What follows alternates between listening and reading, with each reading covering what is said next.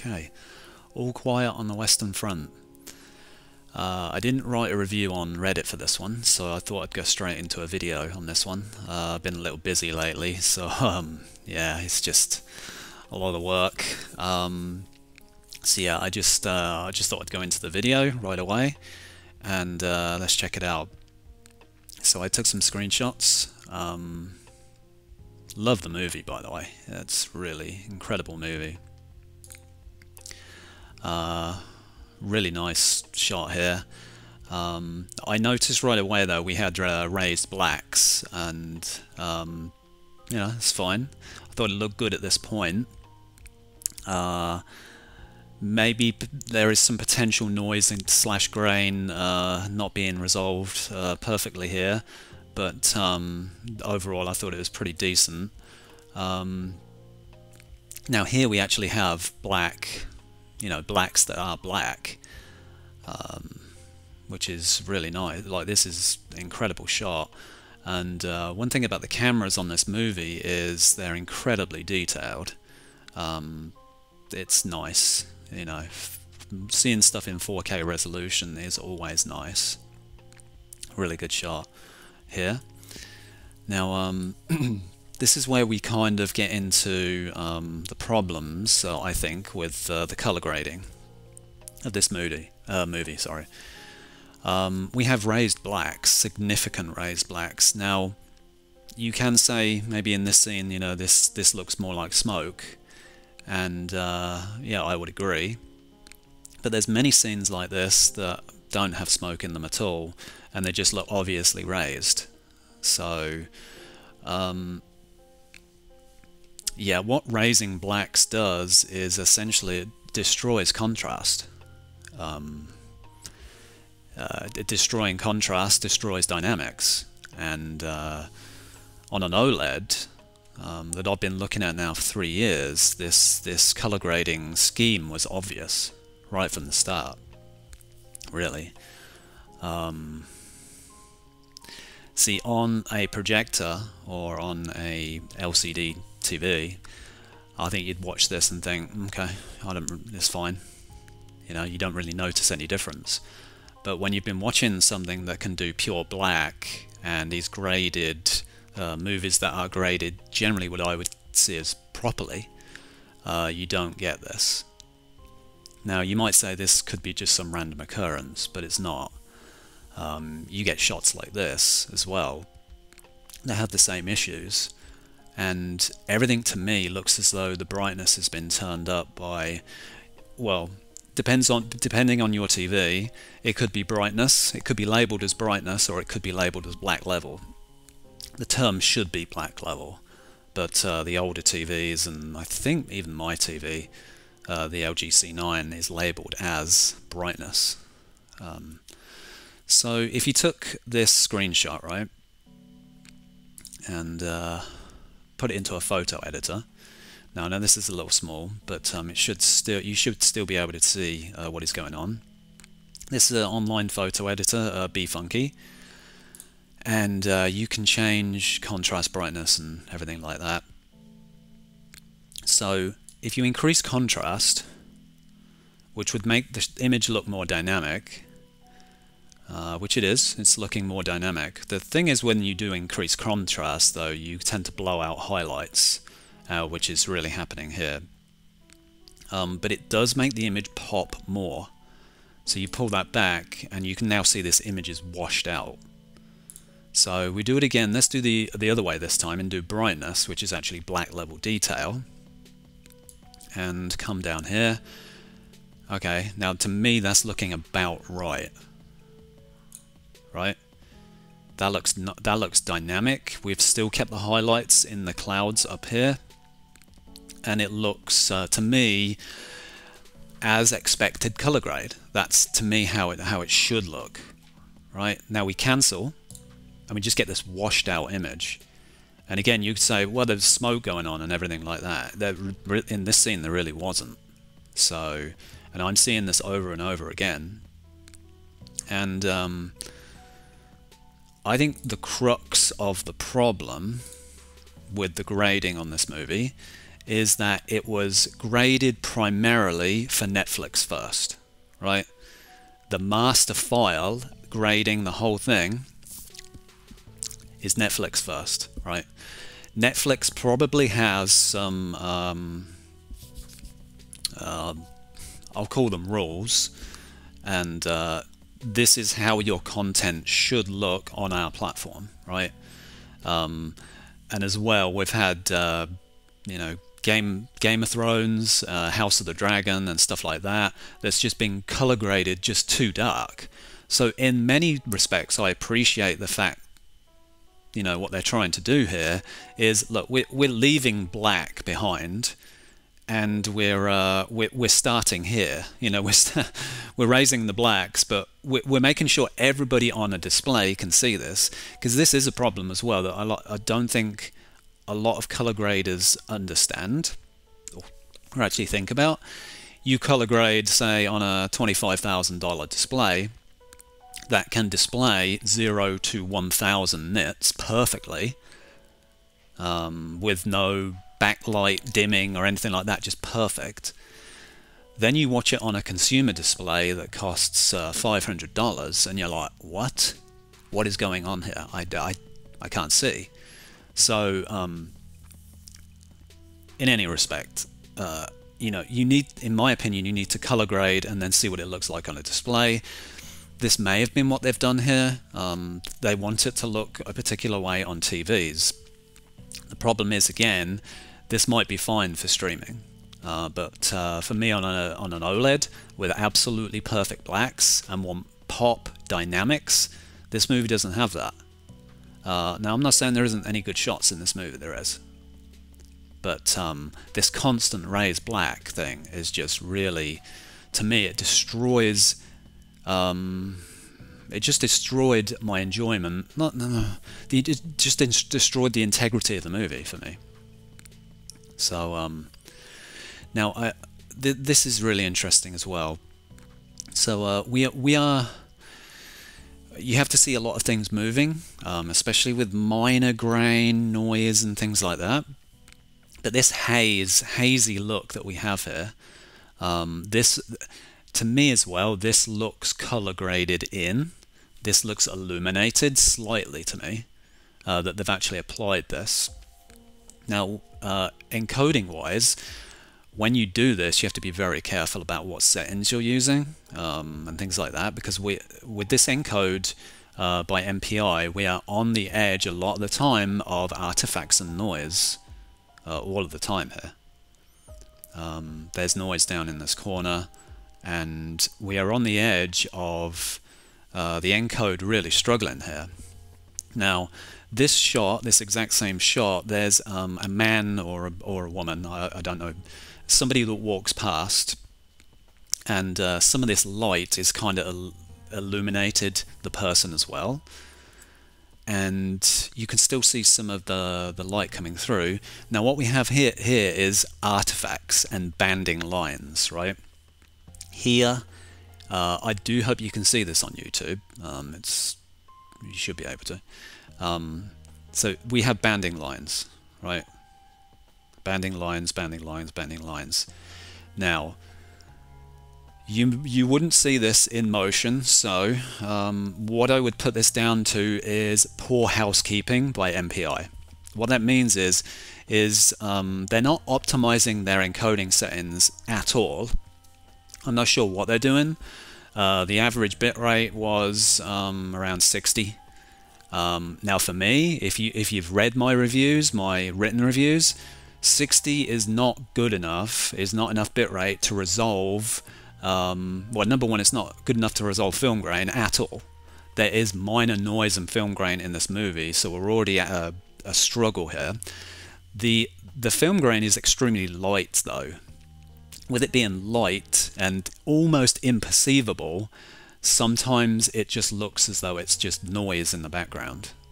I don't like that. I don't like this film grain that is just in the background and you can't really see that it's there, but it gives it a slightly filmic look. And getting off track, this is, again, this is poor encoding and it's poor it's just, again, it's poor housekeeping. Again, if a lot of the stuff, many of the stuff that you can do with encoding is overkill, but I would rather be there and never have to worry about banding and bit depth errors. This is really what it is. It's banding and bit depth, right? Now, were the cameras true 10-bit, and I mean true 10-bit, or are we in a mix of, you know, it's between 8 and 9, or between 8 and 10, and we was at 9? I don't know, you know, I really don't. Now, another thing to be said is I've encoded before as well. I'm an enthusiast, because the reason I started encoding myself is because I wanted to understand encoding to see what they have to deal with, like when they encode a movie, like what settings do this and what do that, and how do you avoid this. So that's really why I started encoding myself, to try and understand all this. Now, to me, because I've seen this happen on my encodes before, you would typically, I've seen this, and I've had somebody point this out to me as well, and that is, typically you see this when the color space of the original footage is being converted into something different.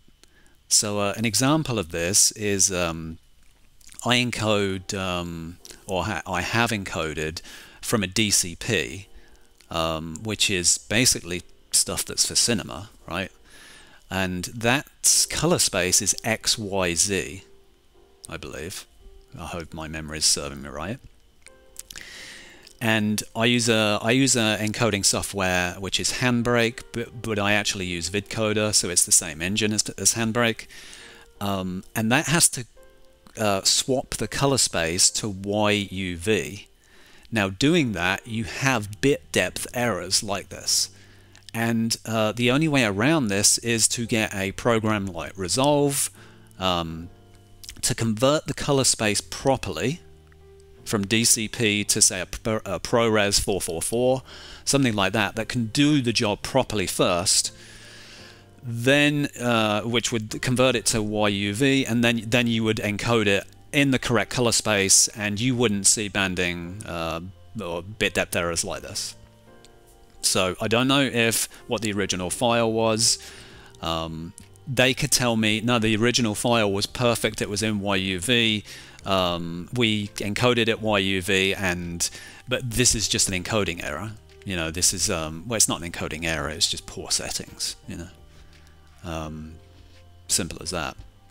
This also reveals that there is not enough bitrate to resolve these bands either. You know, there's just not enough bitrate. So yeah. Yeah, another scene here where in a movie, in a real movie, I'm not saying this isn't a real movie, but it's made for Netflix, right? So typically this would be much darker, right? But they are raising the blacks on this as well. Like, it's just been risen. Everything is raised blacks. Again, when you raise blacks, you crush dynamics. Yeah, you bring dynamics closer together. I would not be, I mean, I haven't checked this out, so, you know, how close SDR is to this HDR, because when you remove the best parts of HDR, which is really having exceptional blacks, and you get into, say, an SDR color space where the blacks really just don't have as much control as HDR, you're losing a lot of what makes HDR, you know, excellent, in my opinion. Yeah, I mean, this should be a shadow, but it's raised blacks. Again, it looks like LCD. You know, was this graded on an LCD? Did they check it right next to an LCD? I mean, I just don't know. Why would you have raised blacks like this? Now, yeah, style. Nice shot though. Let's move on a little. There are some gorgeous photography in this movie, no doubt. But even the outdoor shots have this, the difference between 235 black border here and things. I always do that. I always see the differences between, and things just look raised. Yeah, I just don't know. I don't know why they did that. So again, here, the difference between this as well. In movies, this would be graded down further. There's a point, obviously, there is a point where it's like you're going too far in these corners as well. Another thing MPI have to be very wary of is this imperceptible or imperceivable grain that is going on here, that is really just kind of turning into noise. I really think they need to watch that. This might just be a bitrate thing as well. The bitrate just isn't really high enough. But I have seen their other transfers too. Texas Chainsaw Massacre, and the bitrate was not high enough on that either. So the grain could not resolve on that movie. So I believe they've released 2 discs on 4K, I think. This is their second. And again, we just really have that raised black looks. You know, it's like I'm watching an LCD all over again. I bought an OLED to get away from this, and you know, we've got a lot of light coming in the room, but if I saw the last couple of movies that I've watched, they wouldn't do this. This type of look you would get from cheaper movies that look as though, you know, you're just watching them on Blu-ray. They can't afford a 4K release or anything like that. That to me what it looked like. But in that respect as well, that the cameras themselves were gorgeous. They had exceptional detail. The actual way it was shot, I think, is really gorgeous. I just did not like this color grading.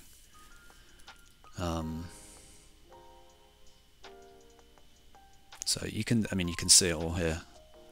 We never go into black. We are always above black.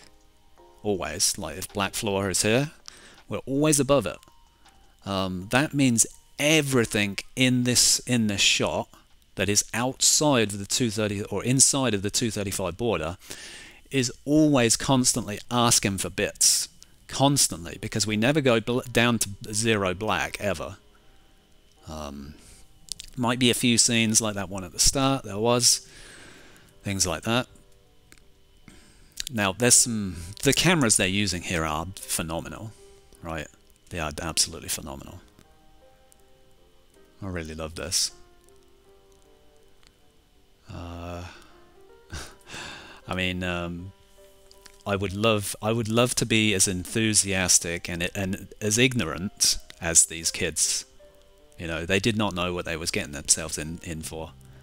They really didn't. So, yeah. I mean, I really did enjoy this movie, and I want to watch this movie again, because definitely did strike a chord with me. But yeah, and again, we've got excellent resolution here. Now this color grading here. So another thing to think about from color grading point of view is when you lift blacks off of the black floor, all of the colors in the image change.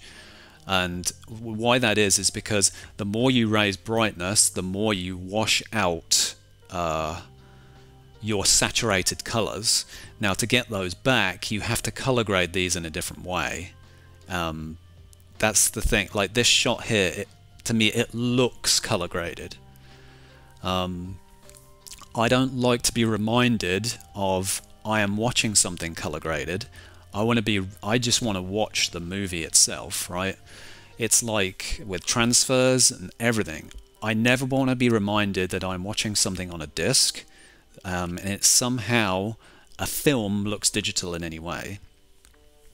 I just got that impression from this movie that I could tell it was color graded. I don't like that.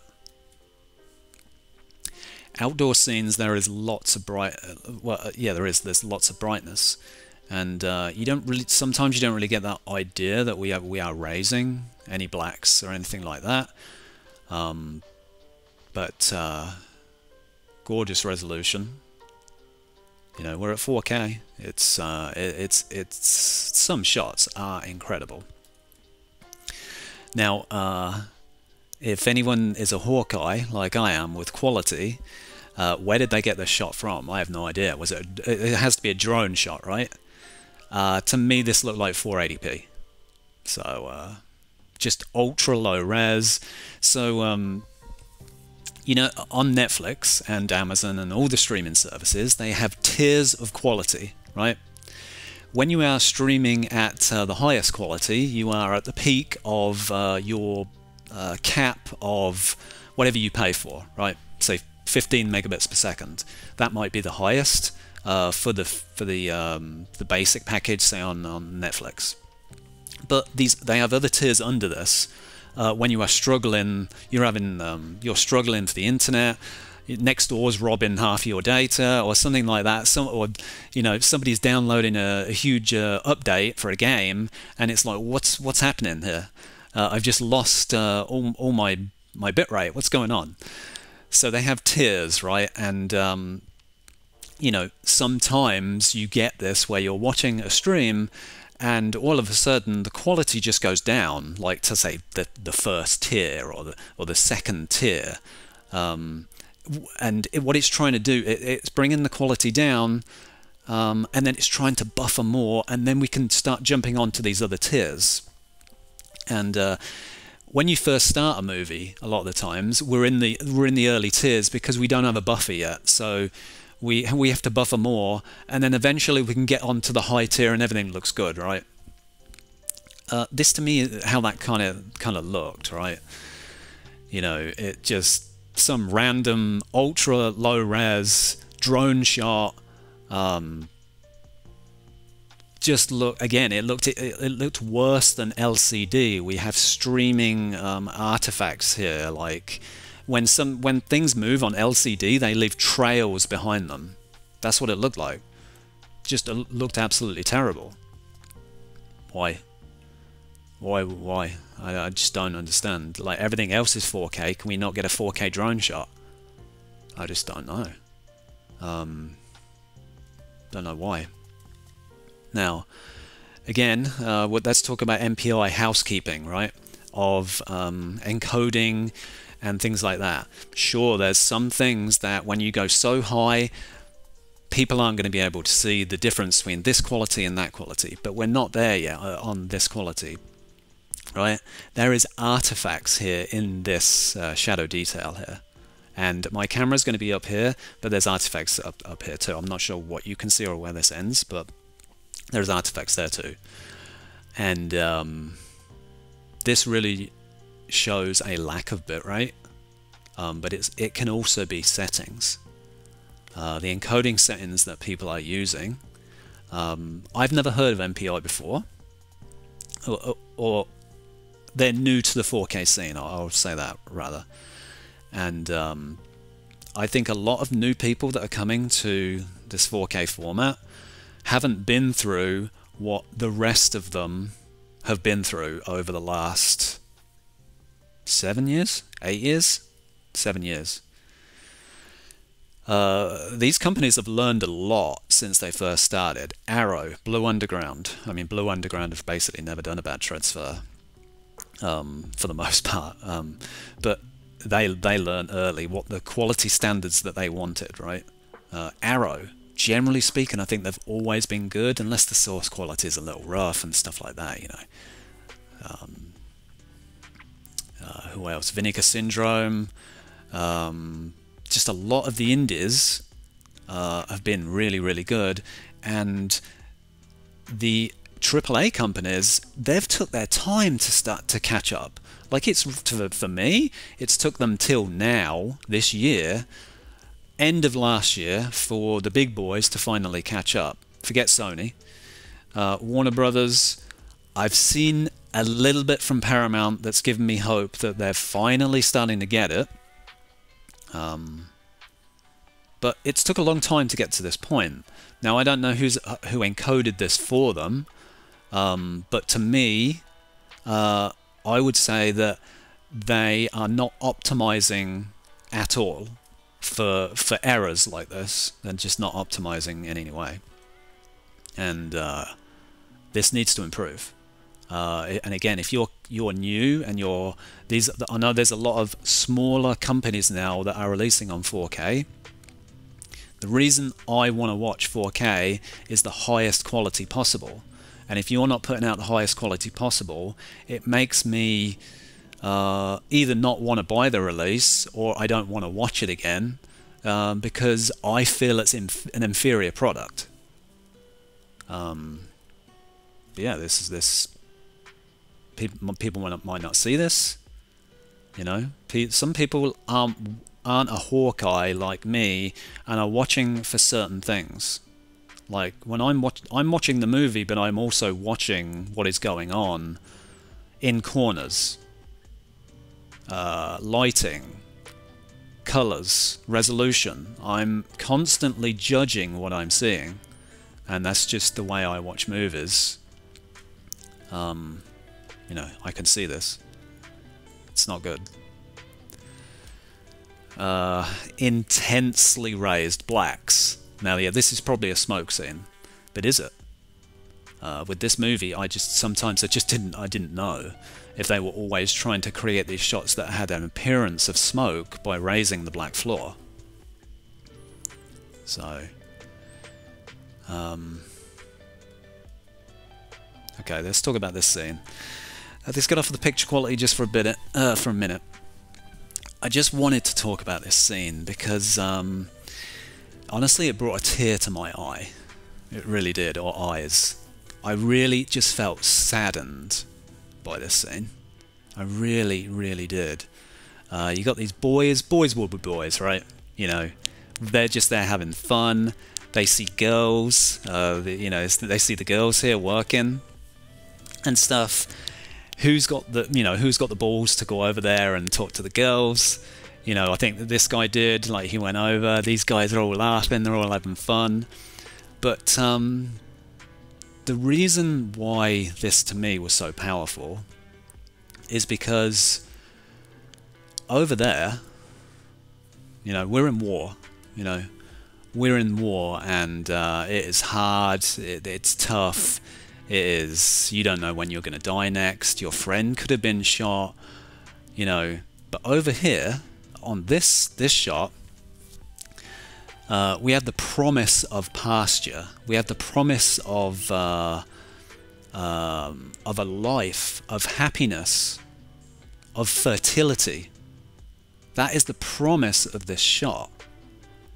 And mixing the two together in this psychological way of how it was shot, it felt like a dream. It felt like this life here was out of reach. We was at war back here, and this is, I can't get there. You're in a dream, right? You can never run to it. You can never be there with them. It is a promise of life and happiness, beauty, and that as well, being a guy, that promise of being with a woman is so strong. It is so powerful.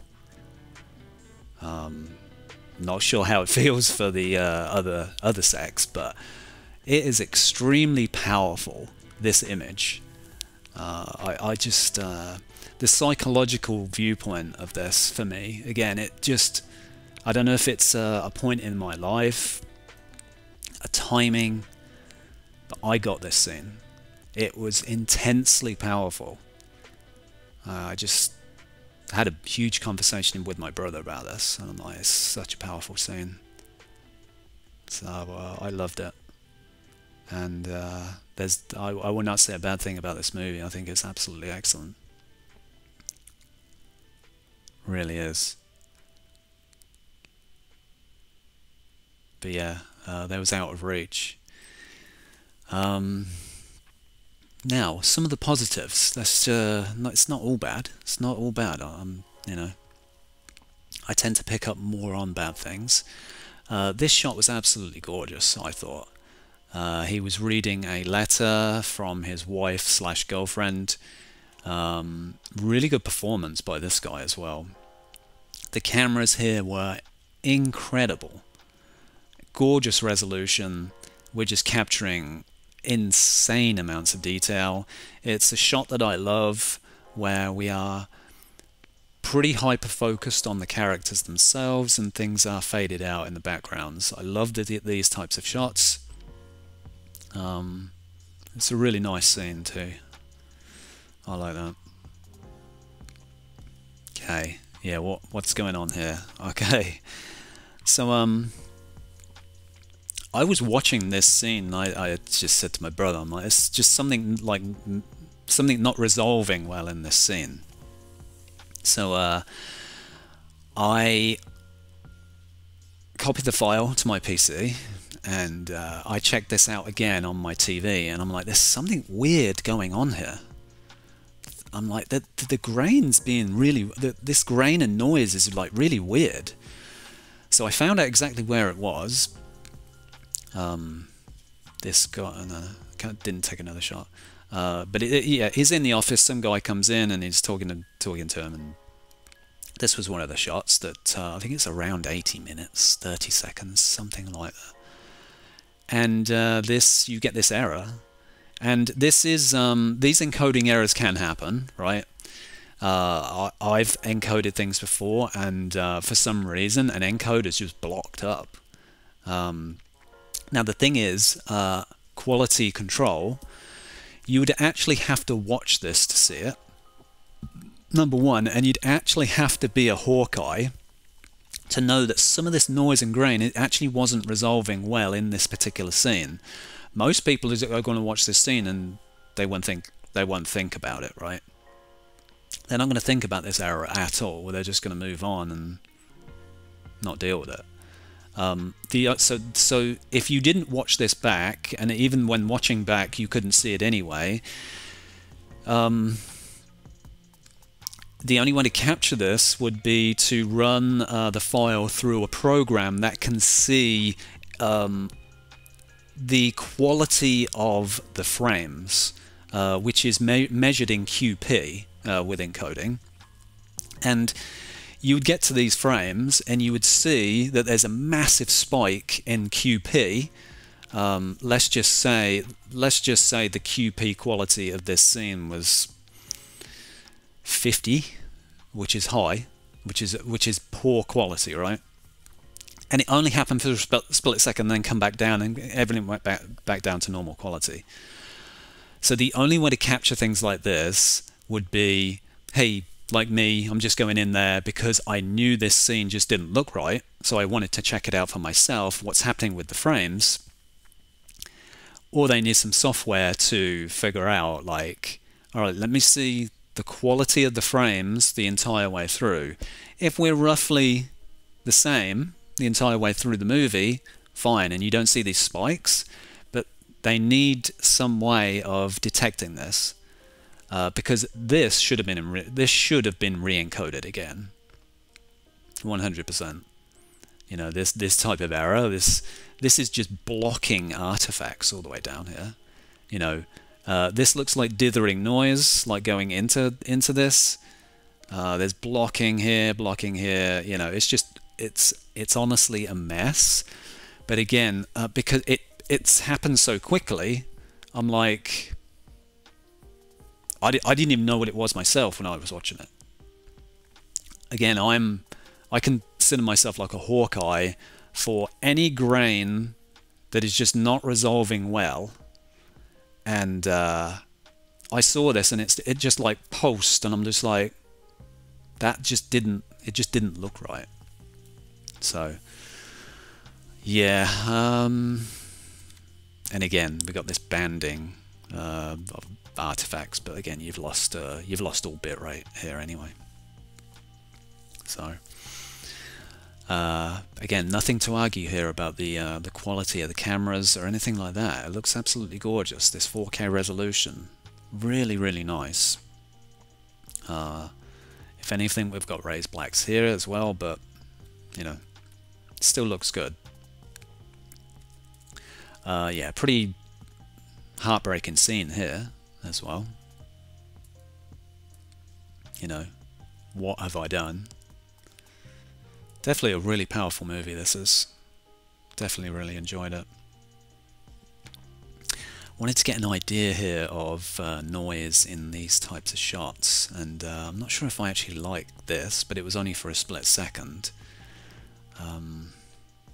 This is the type of grain that is in this movie, which to me looks more like noise a lot of the time. And it's super light. And you need some really good encoding though to resolve this and make it look even throughout the shot. I don't really think they achieved that. Okay, that is the end. Okay. Yeah, so color grading, number one, I didn't really like, and I think MPI need to do some investigation and quality control and start really looking at settings for their encoding. For me, they significantly need to improve. Now,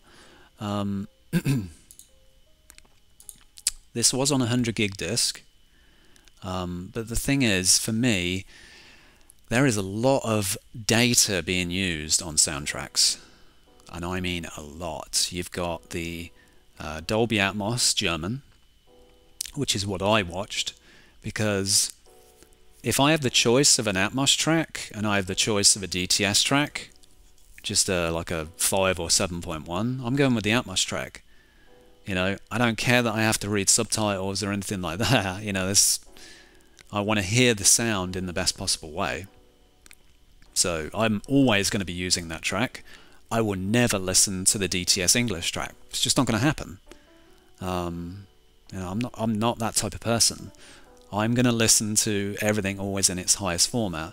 So you have two English soundtracks that are fully uncompressed, and then you just get into the list of lossy soundtracks. Any company can do whatever they want with how many soundtracks they want to put in, but to me, when it affects the quality of the final product, then I think something needs to be done. If it was me, if I released movies, and I would love to release movies on 4K, number one, I'm in an English-speaking country, right? Number one, you get the 2-channel and you get the 5-channel or 7-channel or Atmos soundtrack, English, fully uncompressed, on both. That's what they get, right? For me, anything after that is a commentary track, and anything after that is then subtitles for the rest of the world. Now for me, if I had subtitles listed for every single country / spoken language in the world and I could fit it on the disc, I would do it. But if the primary language of the movie itself was German, then German goes on there. If it's English, then the English goes on there. That is the primary language here, you know. But we have mixes for French, German, obviously, Spanish, and a whole host more as well. This takes significant data. It's probably, I haven't checked, but I'm assuming it's around 4 gig, right, for each one. Now the lossy ones, the lossy 5.1 tracks, they're not going to be 5 gig. They could be 1 or 2, 1 gig maybe, because the lossy soundtracks are 640 kilobits a second. So yeah, yeah, it's great. We're using a 100 gig disc, you know, it's awesome. But I think the quality of this has fell too much. For somebody like me, it's too obvious. This is great as well. We're getting Netflix stuff on 4K, you know, great. But I want the difference between this and Netflix to be much larger. And the reason to own this is the sound. The sound is absolutely incredible. Tremendous sound. It's 5 out of 5 sound any day of the week. We have bass, we have height effects of things getting bombed around us, little if a cart got blown up, you could literally hear it move over you. Dialogue is also excellent. Volume though, volume is what I would consider the same as the Batman. Now the Batman on my system, I have to raise the volume of the movie by -6 dB or increase it. So I listen on -10 away from reference, so 10 dB away from reference. And with this movie, I had to put this movie on -4. So I'm 4 dB away from reference. Probably because it came from Netflix as well. This is a streaming thing as well. Most movies that come from streams have different, well, I wouldn't say different, but they tend to be on the quieter side compared to other movies. Yeah, so that was immaterial. The volume of anything really is immaterial, as long as the balance is right, and the balance was right on this. It was just incredible sound. I mean, the bass was heavy, intensely heavy. It really shook my subs. So it's tremendous, absolutely tremendous sound. The thing is, from this perspective, audio on a disc, on a physical format, is easy. Why? They just put it through a Dolby Atmos renderer and in an uncompressed format, and this is essentially what you get. You can't get this on streaming. This level of sound quality you will never get on streaming, by the way, never. Because the Dolby Atmos renderer will always give you a 4 to 5 megabits per second soundtrack. No streaming service is ever going to do that. Even in 20 years, they're not doing it. Unless you specifically pay for that. You would have to pay for that. That is a lot of data. Only a disc can achieve. So, yeah, from that perspective, it's a win. Incredible sound. So the difference between the streaming services and this is just, you know, I'm not listening to this on Netflix. There's no way. The color grading, yeah, it got in the way from me, but the encoding settings didn't help.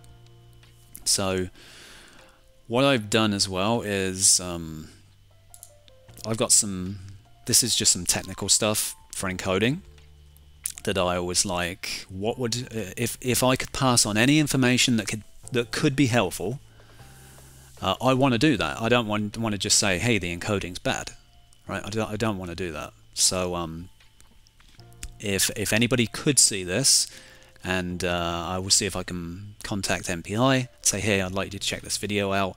I think it would be valuable to encoders and going into the future. So this is what I do on my encodes. Constant rate factor 0. Now this sounds really heavy-handed. What that means is the quality essentially will be completely lossless, right? However, when you do this, if you set, it still obeys commands from max rate and the buff size, even in constant rate factor. I worked this out a while ago because I didn't want to do 2-pass encodes, and with CRF0 you can get better quality than 2-pass encodes doing it this way. So you can basically set the max rate to 98 megabits per second. That's what this is, 98,000, right? And the buff size is, you can have the buff size really as high as you like, as long as you're not getting into underflow and overflow. That's it. This is kind of immaterial. But the max rate, this is then targeting 98 megabits per second, which you never really achieve. You would only ever achieve anything close to that would be a movie like Django, If you set the max rate to this, I've encoded it and it ended up being 96 megabits per second. So in my opinion, and as well, you're encoding once. You're not encoding twice with constant rate factor. This is the beauty of this. You don't have to encode it twice. You only have to do it once. So now, sure, we've got all the other stuff on the disk, right? We don't need to use 98, we can't use 98 megabits per second, or they make different choices and we can. But you could lower this, right? You could lower this to 88, or as low as I would go is about 78, right? Now, we're trying to target 78 megabits per second, but most of the time you don't actually achieve that. You would achieve probably 5 megabits per second lower. So my goal is to push the quality of a 4K Ultra HD as high as possible, right? So around this rate. Now you could say, oh, can't we do 100 megabits per second because that's what the format can do. I've heard that when you get to that rate, it becomes difficult to author content, and you know, that high. So I settled for a rate that can achieve visually lossless, and you're right on the edge of it. So for me, your bit rates need to go up, and I think using constant rate factor 0 is the best, and there's one reason why. Okay, where's that shot? Okay, here. When you set constant rate factor to 0, it is trying to use as many bits as it can in almost a lossless way. This means that these shots are actually easy, right? These shots would, these shots I think would require 70 megabits per second to have enough bits to be lossless. But the thing is, there are other settings that can also influence this. But it allows scenes that are slow, still, non-moving, to be perfect.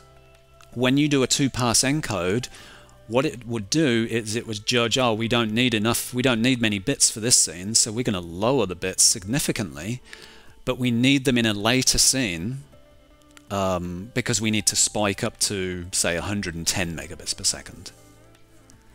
That's why I don't like doing 2-pass encodes, because of that reason. Constant rate factor is always trying to fight as high quality as possible in every single scene. So you know your max rating all the time. If your bitrate went down to 50 megabits per second, you know you're close to constant rate factor 0, which is the highest quality possible. I've also found that when you get into higher bit rates than this, sometimes it does burst. You have burst bitrate scenes. When there's a scene cut and there's a lot of action going on, you can get 150 megabits per second burst, which the format does allow. It isn't just capped at 100 megabits per second and you can't go higher. You can go as much higher as you want, but you have to come down relatively quickly. You can't stay there. So that's what this allows. It allows those bit rates to go extremely high. Now, frame quality is really the B-frames and everything like that. Now, I've seen companies on 4K discs using 7 B-frames, so I don't know if that is the cap, but I'm using 8. B-adapt 2, which and with B-pyramid, right? This setting alone is essentially what all the streamers are doing. Is they're optimizing every single frame all of the time with these scenes. This allows you to use reference frames as though they were P-frames, and B-adapt is an adaptive B-frame system where this very fast scene may require 3 B-frames, 2 B-frames, and this next scene that constantly repeats and is just not moving whatsoever, we can use the full 8 B-frames. The reason this is better is because you utilize much more you get better bang for your buck with B-frames and bits and everything like that, doing it this way. So for me, this is the way to go. You really optimize bit rates here with this. For people that don't know, an iframe is every 24 frames every second on the 4K format, and they are intensely expensive from a data point of view. So a P frame is about 50% cost of that, maybe 25 or somewhere in between that, much lower. But a B frame costs like 75% less bits and gives the same or higher picture quality. So you want to include as many B frames as possible, but have it adapt where if the encode felt as though the quality of the B frames was losing it, it would put a P frame in there to pick up the quality. It would probably put it as a reference frame, and then we'd move on again. So you can, with this whole system of B frame, pyramid, and everything, you can just get so much more better bandwidth utilization from it.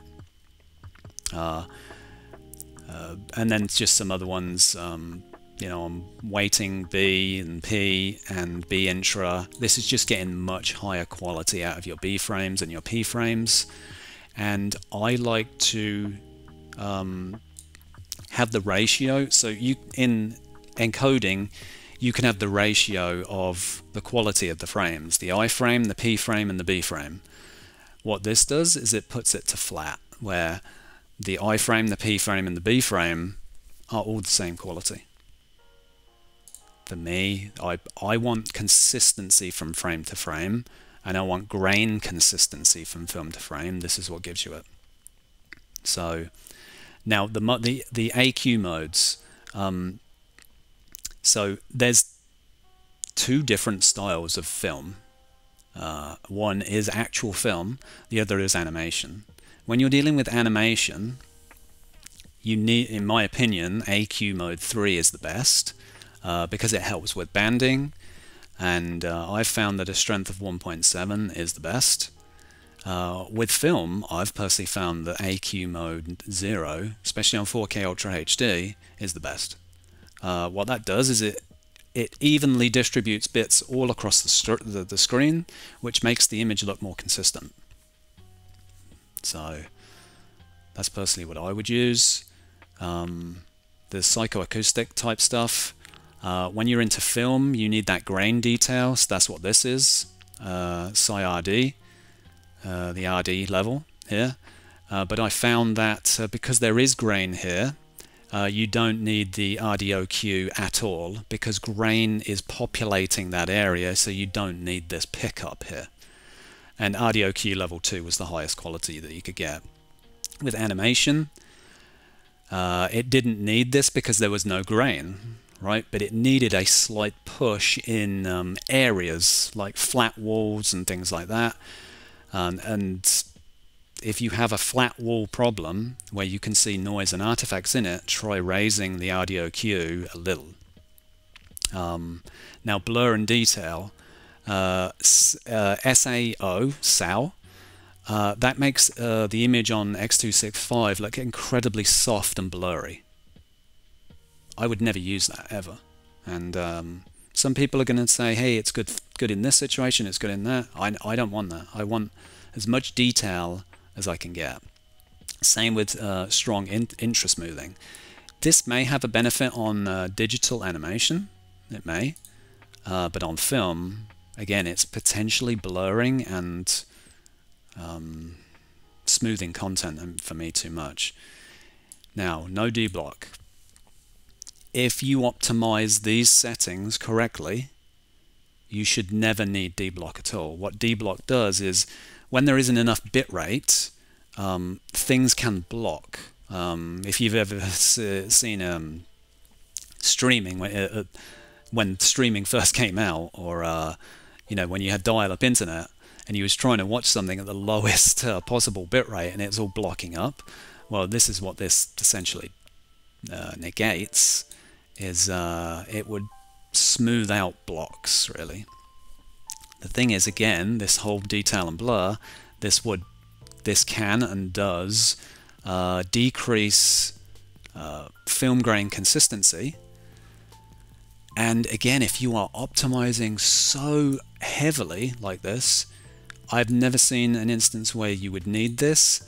The only thing is, I think Netflix has a demo, an encoding demo scene where there's a kid walking through a water fountain and there's water going everywhere, and you need so much bitrate to just resolve it.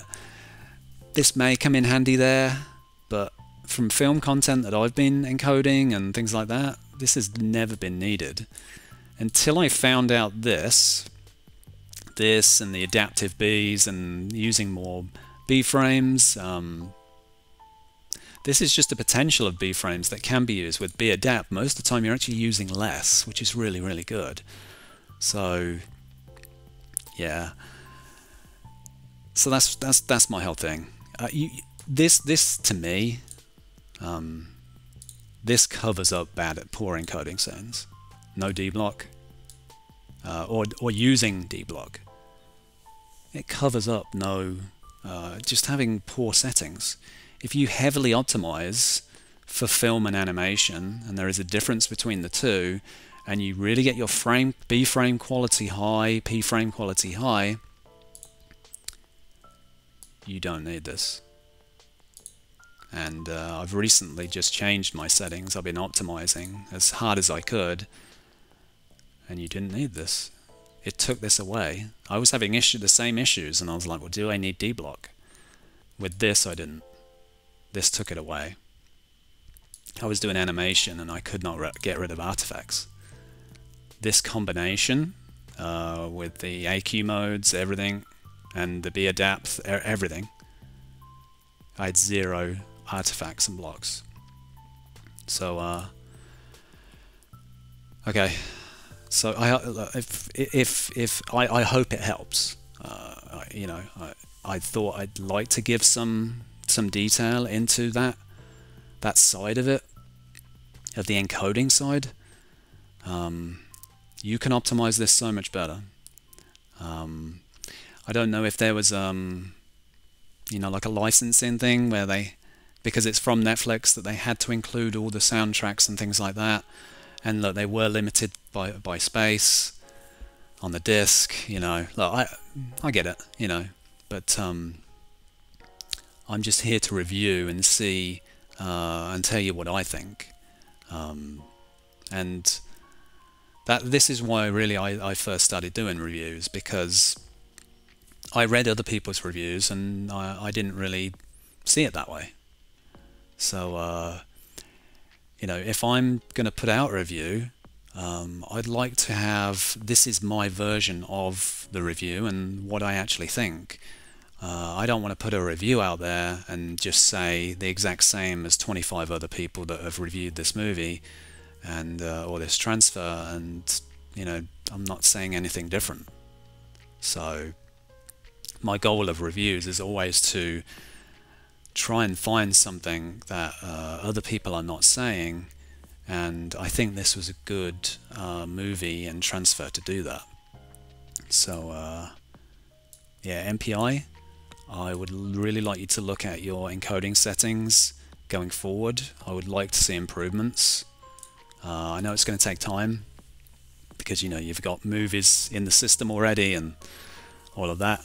But, you know, over the next year, if your quality can improve, that would be that would be really good. So yeah, look, that's my thoughts. All Quiet on the Western Front. Loved the movie. I have to watch the movie again because, yeah, I really enjoyed the movie. But not really a fan of the color grading itself. Just wasn't for me. But it's got one killer soundtrack. Amazing. So yeah, thanks for watching. Really appreciate it. Appreciate all the follows, the likes on all the social medias, including YouTube and things. Thanks for all the comments and everything. I'm enjoying doing this, and I hope this was valuable to you. You know, it's not just didn't want to just put out another review. I want to do a different review that you know, people can see some value in and some accuracy in. So yeah. All right. Thanks for watching. Appreciate it.